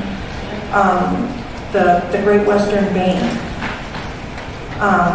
That agreement, for this, it says it's not finalized yet with legal review. Legal identified areas that council may want to further discuss in the agreement. Did we have that? Was there a roundtable that took place over that? And if not, are we scheduling one? Because I thought the Great Western Bank agreement was already completed, several months ago before we even got the Arpa funds. No. We did discuss that within our executive committee meeting, and Paulson did send out an email to all the execs and council with some of the areas that he feels we as council can discuss further. Bringing to our attention, there may be some negotiation there, or there may not, but that would be for council to decide. And did we pick a date, Mr. Chairman? No, Not should we pick a date right now? That's fine. Like I said, I think most of our times that will be open was probably, I can't remember if it's next week or the week after. So maybe we can just have Christine schedule a roundtable when we're talking about the Great Western Bank agreement. Great. Okay. Thank you. Yeah, so that was all, and then I don't know if it's premature. Can I just make a motion to approve? No, because I really want to go through these next 2 bullets, because this is the new information. It's not standard in my report. And this is something that I really would like guidance from Mr. Rendell's team over there. So I put together a request, a fund request, and here my main goal here was trying to make sure that we're capturing all the required information as we assign funding, ARPA funding, to these different projects. And here it's going to ask the question, we're going to have to identify the project name, manager, different things like that, that we should make sure that we're collecting for our records. And then also it's going to give us the opportunity to define and justify the use of this ARPA funding. So we can say, yes, this is what we're going to use it for, and then our firm will review that and determine whether it is a allowable cost or not. So it's just trying to bring a streamlined process to this so that we're just not making motions and none of this is actually really getting reviewed to determine if it even is a allowable cost. My second form you're going to see is going to be a change order request. So if council gives and approves an award amount and they need to come for additional funding, then they need to put in a formal request to justify that request, and then it helps us just to better track and monitor our expenses on our projects and making sure that every step of the way we're monitoring that these monies are being handled in accordance to the ARPA guidelines. And then the final form is going to be a change order, or closeout report, I'm sorry. So when the project is done, there's going to be certain information we're going to require to be a part of this closeout. For example, if there's any contracts that were associated with the project, that those contracts, those organic records are accompanying our closeout report. So we have everything that we need from start to finish with each individual project. That way when it comes time, we have all the records in one place, and making sure that we have everything we need all the way through. And that you're going to find in attachment 5. And then my last point, Mr. Chairman, attachment number 6. This is just a sample of council ARPA spending plan. So here, in the first page is going to be all the plans that you guys have discussed with when you had your community forum and everything, that record that was kept. Some of the discussions with the project-ready projects within planning, and then of course those projects that have already been approved by council. So they're all collected here for your guys' review and to be used as a tool to help guide our future discussions as we come to prioritize our ARPA projects. On the second page, I put together these projects by category, and then under the category, there could be several different types of projects in there, and then we're going to be able to capture by percent how much we're spending in each of these respective categories, and then a sample of the pie chart that we can begin to show and give our membership a visual where our spending is going. And I think too, this is going to be really good because it's going to show us by percentage what our priorities are. And council can take these categories and rename them, redefine them. There's a definition of them. You can redefine that however you like, whatever category you deem is important to you. So this is just really done as a guide to help guide our discussions, so we can just get this moving faster. This is something that'd be great, Mr. Renville, for your team to chime in on and hone in. So with that, Mr. Chairman, I have nothing further. Thank you, Madam Vice Chairman. Yeah. Thank you, Mr. Chairman. So where are we on the audit and indirect cost negotiation? I know that you've heard about it, but I didn't see anything about it in your report, and those are very essential. Thank you, Mr. Chairman. Yes, so that's a good question, like Travers, and I do have the reason why there's nothing in my report is because I have yet to meet with REDW. We have a scheduled meeting on Tuesday where I'll have a better understanding of where we're at with that. So I didn't feel comfortable putting anything in here prematurely without having those discussions. We have been given an extension to December. Well, we weren't given an extension, it was extended out due to COVID for a 2020 audit deadline of December 20th. So we may have to ask for an extension, our first extension on that, due to the fact that we do not have a CFO on board. I did advertise, we do have applicants. HR is in the process of screening, making sure that they are meeting the minimum qualifications according to our job description, and we'll schedule us interviews. So we're in that process. So for the indirect costs, yes, the indirect costs. So I did put in a legal work order to see if we can have one of the two CPA firms, if we can do an addendum to that contract, to have one of them calculate our indirect costs for us, being that they would have a CPA certified person to provide that type of technical assistance, because we don't have anyone on board with that. And I was told that it needed to be RFP'd out. But I would like to get a motion from council if they would allow me to do an addendum to either of the CPA firms that we're going to help calculate that indirect cost. Dallas, then, yeah. Oh, no, I paused. Oh, you passing? Okay. No, I had. Oh, go ahead. Thank you, Mr. Chairman. So, was it Baker Tilly or Randall that you were asking? Well, I asked for Baker Tilly because according to the motion, it's the Baker Tilly would take any overflow, where Renville will pick up the Arpa. And so they're on board getting situated with us, and Arpa, I figured Baker Tilly could take the overflow of that. So what they're... It doesn't matter, it's just either firm, if they can provide that type of technical assistance, either contract can be amended, that'd be great. So with Renville, they have a flat rate. So if we do Baker Tilly, we're going to be paying more.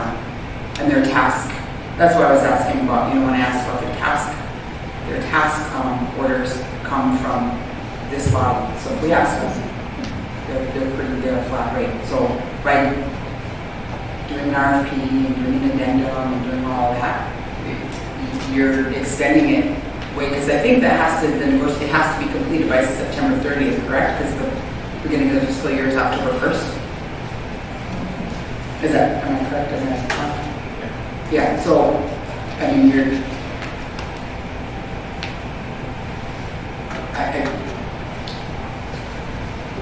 creating a process and more work and longer waiting period than is necessary, because we already have them on contract, and if we put that in their task list, they will complete that. And as far as with the audit, I'm a little bit concerned, because it seems like I know that it was extended, but it just seems like waiting on a CFO to start that work. I thought it was the finance team that was doing that. So that's a good point, and yes, the finance team does get the information together and they compile it, and then it is the CFO who actually puts those comprehensive reports together. And that was one of the discussions that I did have with REDW, but I'll get, like I said, clarification from them before I commit to where we are in this situation once I meet with them on Tuesday.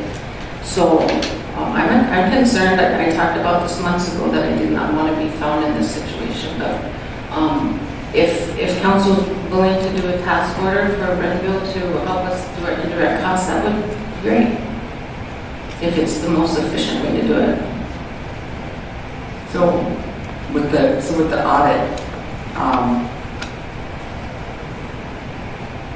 I'm concerned that we're going to need an extension, another extension, which is what you just said.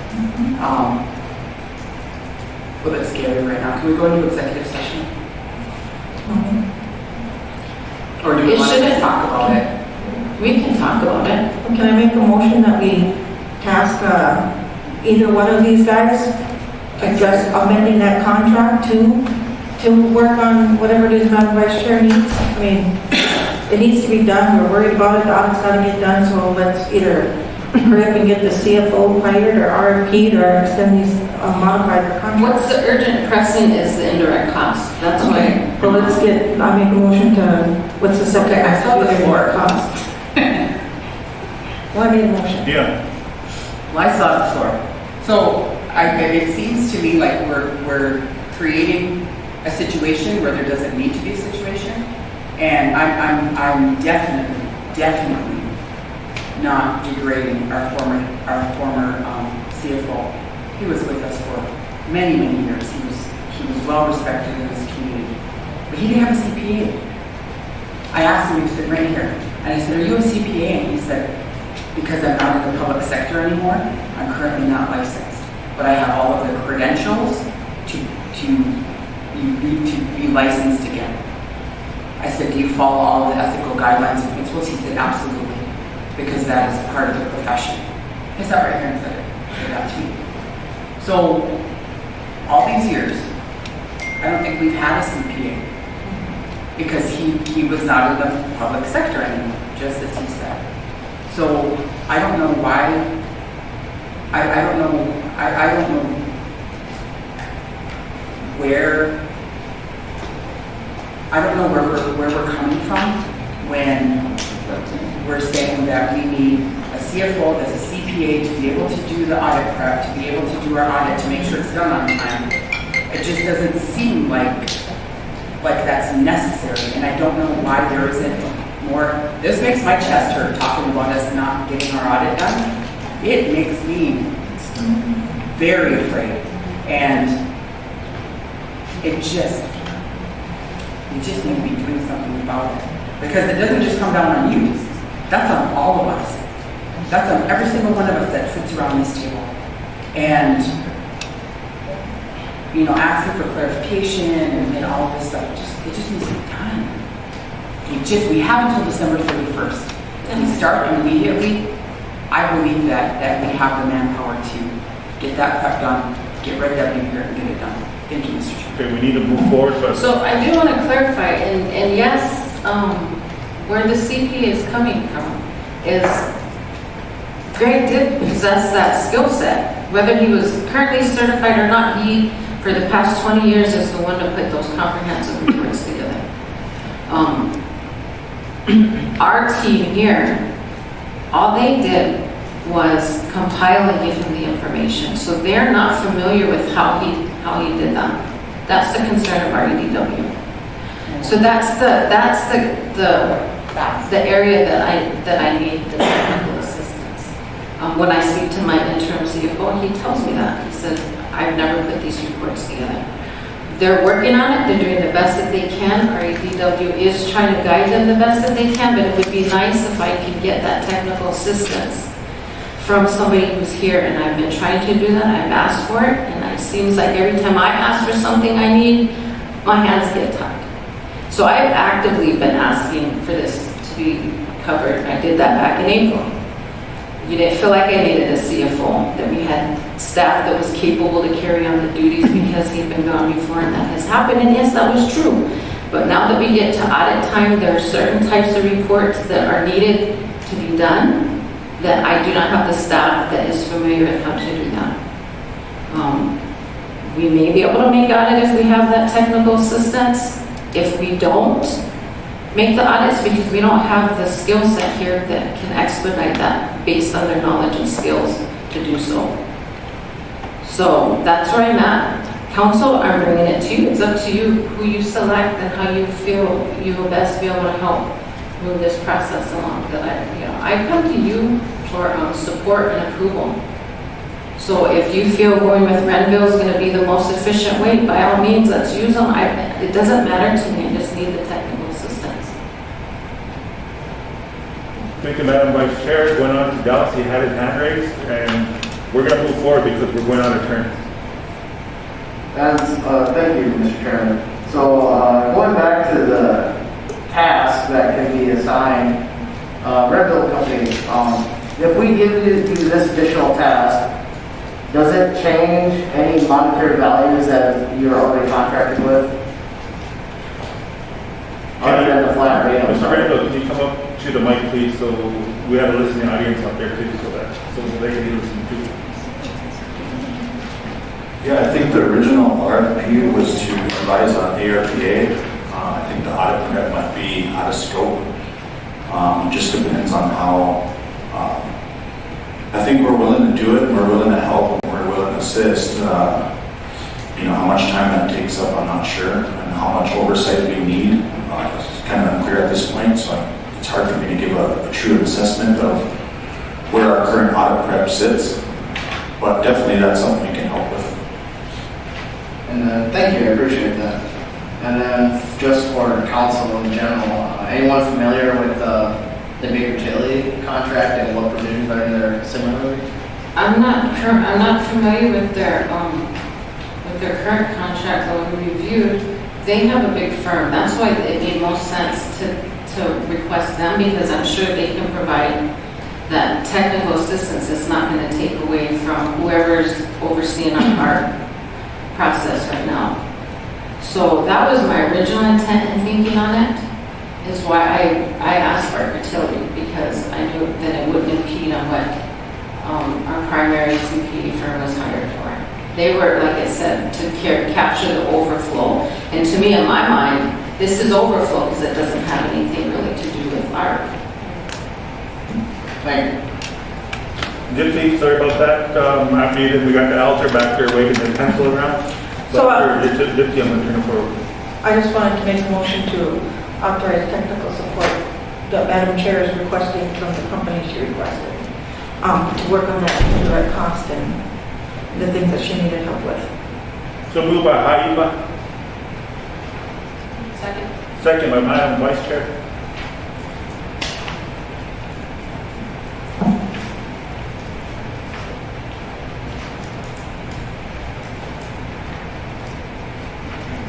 If there's no question, I'm going to call for vote. Brandon Gypsy Wana, Yes. Floyd Kirk Jr., No. Dallas Owen, A. Lydia Amos, No. Louis Johnson, Yes. Dion Crawford, No. Curtis Bissonette, No. Tribal Vice Chairwoman, Yes. Tribal Secretary, Indirect costs. Otherwise, it's going to affect all of our federal programs and their funding. And I sent this email out to everybody a while back when I started trying to get that approved. Who would you hire in your vote, Haiba? Whoever Madam Secretary requested, it doesn't matter. If you guys are all going to vote yes, if Renville does it, then it'll be Renville. But can they do, Oh, yeah. but Travis just said that he wasn't sure. I thought we had two ARPA people. I thought we had a second company already contract. Two CPA And then, huh? There's only one under contract. Well, what happened to the second one? They didn't, their contract didn't get done yet. Are they still gonna get contracted? Because you guys, they selected two CPA firms the last time I knew. So if it's Renville, then fine, Renville. Okay, my motion will be for Renville to do that technical assistance, and hopefully with his company, they're professionals and they have the staff and got a lot of experience, so there shouldn't be a problem. Well, if you're going to change the firm, then you have to, then Haiba, were you doing her motion with adding Renville? that's, then it's Like, going to change our vote. you know, and you know, let's get it done. That's all, then get it done, because Madam we're Secretary, all we're talking about it and worried about our Madam Secretary, finances, we're and going to doing go back to it, you well, for let's your get it vote done. so we can move forward. Yes.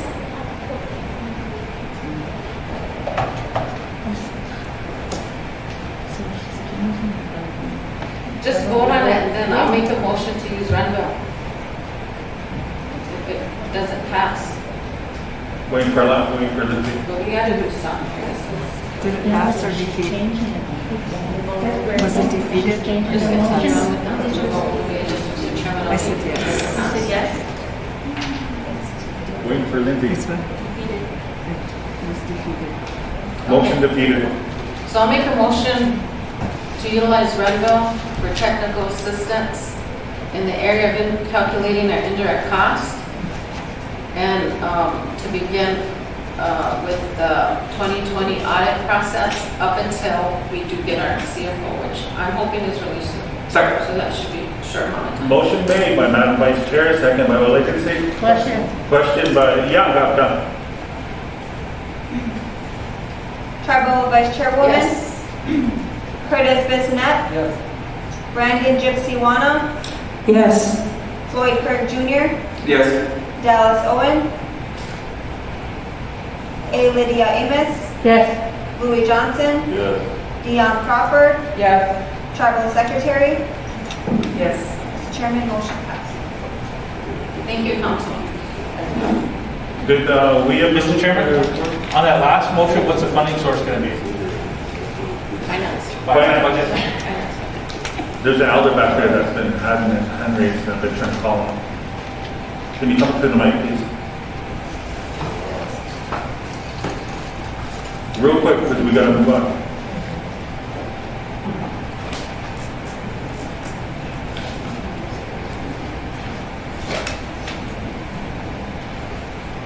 According to our tribal constitution and bylaws, as an individual tribal member, and as a tribal elder, tribal veteran, Vietnam, and a former educator, I'm concerned of the finances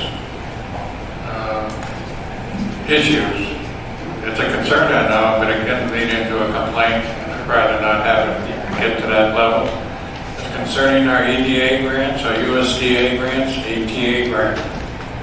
All of those organizations that are requesting financial statements, not audits.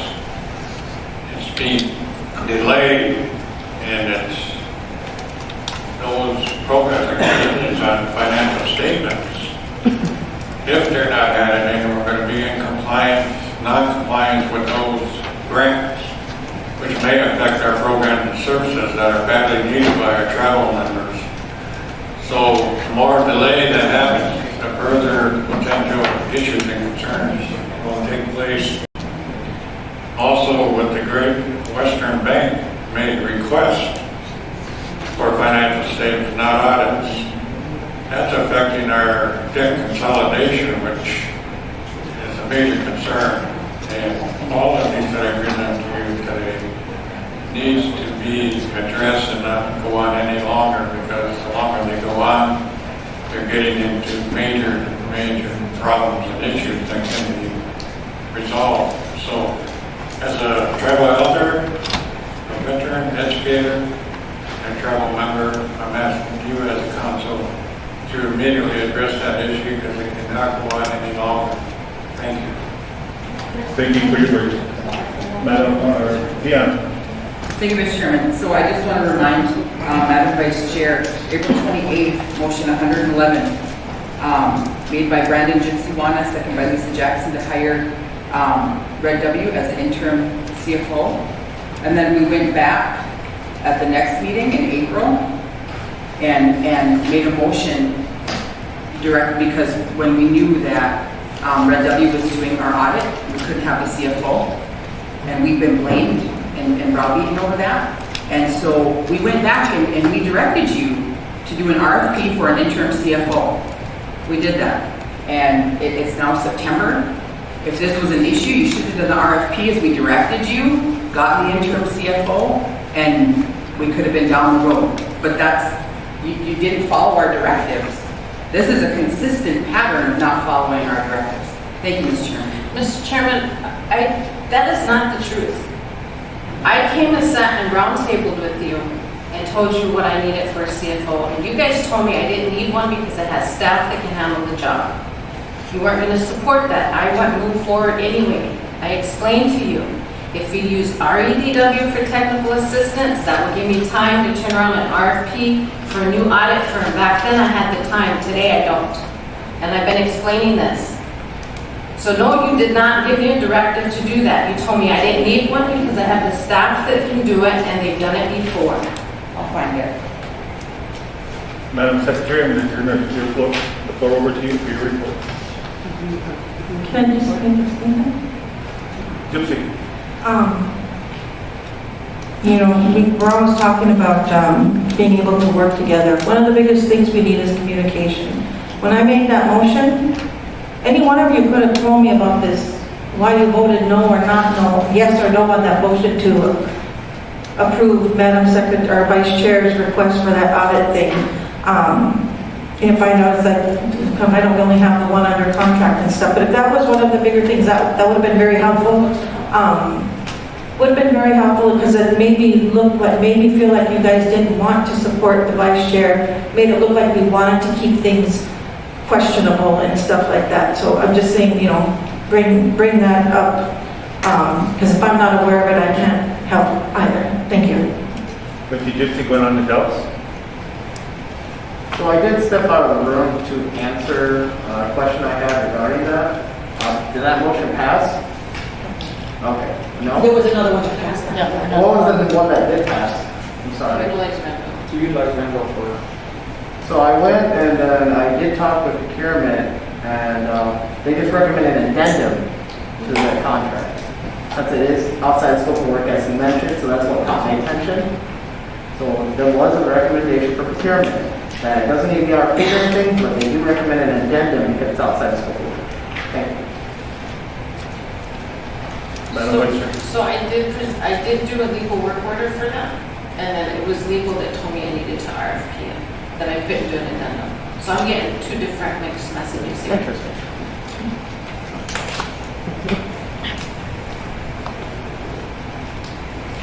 Was there a motion to approve the report? Motion to approve the Vice Chairman's report. Motion. So moved by Arpa. Second. Second by Lindsay. Question by Buffalo. Brandon Gypsy-Wana, Yes. Floyd Kirk Jr., Yes. Dallas Owen, Yes. A. Lydia Amos, Yes. Louis Johnson, Yes. Dion Crawford, Yes. Curtis Bissonette, Yes. Tribal Vice Chairwoman, Yes. Tribal Secretary. Yes. Mr. Chairman, motion passed. Madam Secretary, floor is yours for your report.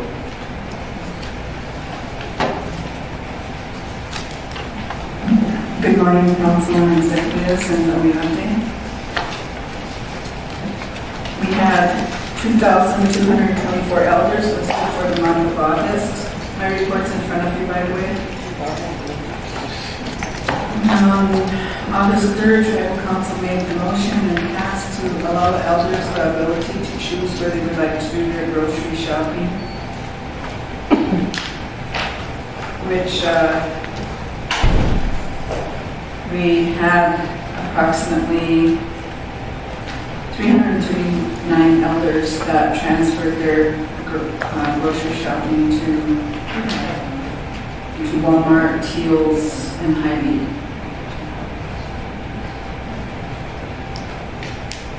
And that's effective this month. There were 110 people that visited the Tribal Secretary's office for various reasons, not including program managers and or Tribal Council. We logged in and responded to 162 phone calls, signed and approved 699 documents. There was one complaint received regarding the truancy issue. There were 75 scheduled meetings with Tribal Executives Council, program managers, and others, including WebEx or Zoom meetings and conference calls. And the executive committee met on August 24th, or right, I think it was August 24th. But we signed a letter and invited the county commissioners to a meeting today at 3:15 due to all the complaints regarding the jail stays, medical charges, medical neglect, and other issues at Roberts County Jail. So they'll be here to answer questions and enlighten us on their procedures. The executives and Tribal Council met with Randy Jordan, CEO of Indian Health Service, and Craig Cantos on August 18th regarding the inadequate health care services and the treatment of our people at Catota Prairie when they present with medical issues. We discussed institutional racism in health care facilities and how it leads to inequities in health care services. And we discussed the benefit to this community by system optimally, both economically and socially, and yet there are disparities in our health care and also the treatment of our people. So this, a work group was formed, 3 from System Optimally, 3 from IHS, and 3 from CND. There has not been a meeting yet, but myself as the tribal secretary, William Whiteman as the tribal health director, and Denise Redhorse is a former IHS employee who will run that work group. The tribal chairman designated me as his proxy to attend a virtual meeting with the Great Plains Tribal Leaders Health Board, and I listed some of the key discussions. And one of them, the primary one, was the inability of tribes to capture accurate data of who and how many of our tribal members were lost to COVID-19. And 2, the inability for tribes to get the data of how many of our tribal members are vaccinated. The service unit will not share this information unless and until we have a public health authority. But it was stated in that meeting that tribes are our own public health authorities and have absolute rights to our information. However, the area privacy coordinator stated Indian Health Service headquarters does not authorize the disclosure of vaccination given data, and that it will take a Freedom of Information Act FOA request or a public health authority submitted to get it. Elizabeth Fowler, the acting IHS director, will address our concerns related to these barriers to access data. And then she's supposed to get back to the tribes.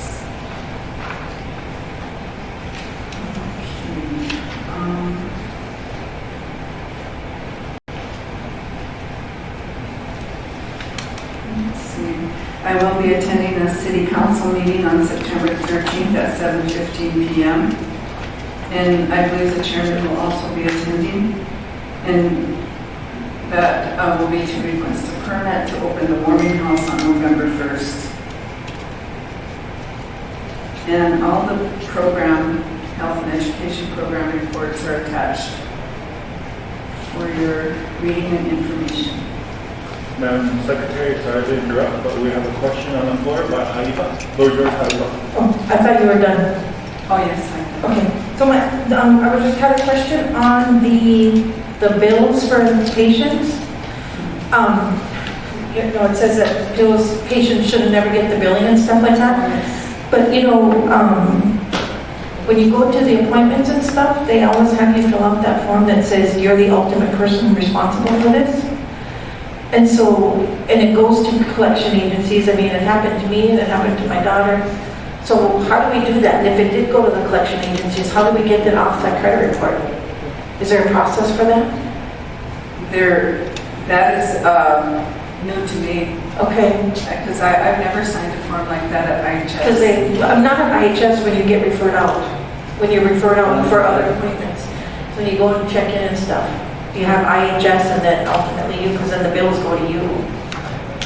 And what they're saying, and I believe I put it in here, but they were saying that that's a legal matter then. If that referral agency or that hospital that you get referred to bills you, and then since you're billed to the collection agency, it's a legal matter because they can be taken to court for doing that because they're not supposed to. That's what. Oh, would that be the individuals or would that be with IHS to help us do that? Or, do you know what I mean? Yes, for myself, what I did in the past was I wrote a letter to the CEO of IHS and requested payment for that. And it took them 3 months, but they did finally get a check, and I did get my collection. It was already on my credit report. But the health insurance, or the hospitals are on top of that. Yes, so that's something I will check into. Okay, all right, thank you. Thank you, Haifa. The floor is over to Curtis now. Question or comment for Madam Secretary? Thank you. The only paper I remember signing is that it asks you who your primary care provider is. And if it's IHS, you put that first, and then your name is, your insurance is second, I believe. or vice versa. But that's the only paper I can remember signing, and that was at Coteau when I went up there. So, is that the paper we're talking about, Madam Secretary? I have no idea, to tell you the truth. I'll check into it. Okay, thank you. Thanks, Curtis. Going over to Yakap, your hand was raised, floor is yours. Okay, I probably made the big mistake of not going to IHS and getting that referral letter, because in the past, I did go get the letter, and when I took it to the specialty doctors, they said they didn't really need it. So I made the big mistake of not going, getting it, and so now I'm responsible for paying the bill on surgery that I had. Yes, and that will happen, and people need to know that they cannot just go to the hospital of their choice without first going through IHS to get a referral, because IHS is your primary care. And whatever your insurance does not cover, then IHS will cover. Well, I was referred from IHS, I just didn't go pick up the letter. And now they're billing for the whole bill. After the insurance paid for it. Then they bill me, but insurance didn't pick up. That's what should have happened. Is whatever your insurance didn't cover, then IHS should cover it, and you can take that bill to IHS if they did actually refer you. Okay. And also, one more note, James Driving Hawk is leaving as the area director at Aberdeen, and he'll be going down to Phoenix area.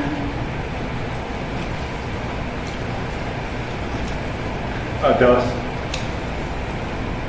I know you and I talked about this a little bit, Madam Secretary, but when the interim is selected, would you be able to work with the other execs to try working on a meeting?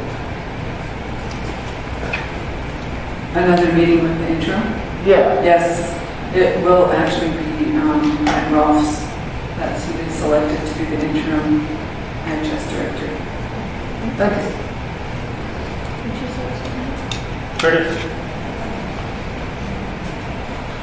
Madam Secretary, I wanted to go back to your meeting with City Council. So is this part of their process of you opening that? Yes. Did they say why we have to go there every year when it's the same time and same season that we open this warming house? Because they have to put it out for public comment. So any opposing parties can come to the meeting the following month and voice their opposition to the warming house. So this is exactly why I wasn't in favor of this whole water issue, is because of stuff like this with the city of Sissipic. And my stance is clear on that, is that if they want a partnership with the tribe, they need to sit down with us and we need to negotiate things moving forward, because they're not willing to budge, but they're able to come up here when the tribe has money to get a piece of that pie. And and this is my opinion only, I'm not in favor of that, because to me they should be at the table willing to negotiate stuff with us moving forward, and they're not. And this is one of them. This is a small thing that had already been opened, already been established there, and we're sitting here going to city council again and asking them for permission, basically, to open it back up. And that's not right. It should be open every year at the same time instead of us guys having to go over there. To me, that's making us, humiliating us in public. And I don't like that at all. And my stance is clear on that. Thank you, Mr. Chairman. Thank you, Curtis. Halifa, go yours. Thank you. Madam Secretary? Yes. Can you explain to me why they have a comment period? You know, what the reasoning is behind all that? I mean, is it that way for other things if we were to open up a food shelf or a daily kitchen, you know? Yes, it is actually. I mean, even though they're our own buildings, they require us to get a permit to use them for whatever reasons. And And they allow people to come and voice their opposition to why we shouldn't use our own buildings for whatever reason. No, that's for everybody, not just the tribe. Because, I mean, if anybody else wanted to do something like that, would they have to go through the same process? Yes, I believe they do. Thank you. So back to you, Madam Secretary. Okay, I think, is that Randy? Yes. I can't see past the floor.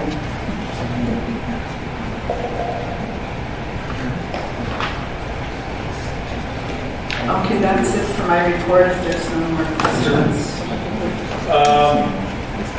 Akita Haskett, and after you, I'm going to turn this over to Deanna. Mr. Chairman, can I be excused for about an hour?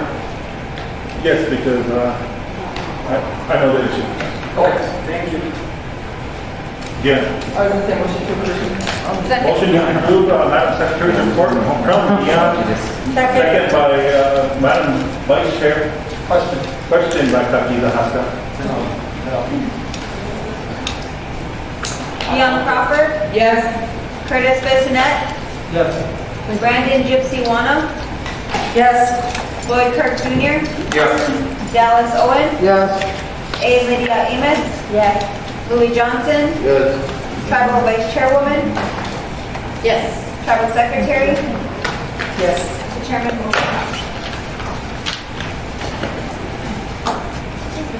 Before call, Randy, do you guys want lunch break or you guys want to just go right here? Yeah. Can I take 30 seconds and then I vote lunch break? Yeah. Okay. Thank you, Mr. Chairman. So I just want to address something that was just said, and so June 22nd, motion 78, motion 79, made by Brandon Gypsy Wanna, sent by Floyd Kirk, question by Dallas Owen, to authorize the tribal vice chairwoman to advertise a request for proposals for an interim chief financial officer for the system of Montreal. 15-4, 0 opposed, 1 not voting, tribal chairman, motion passed.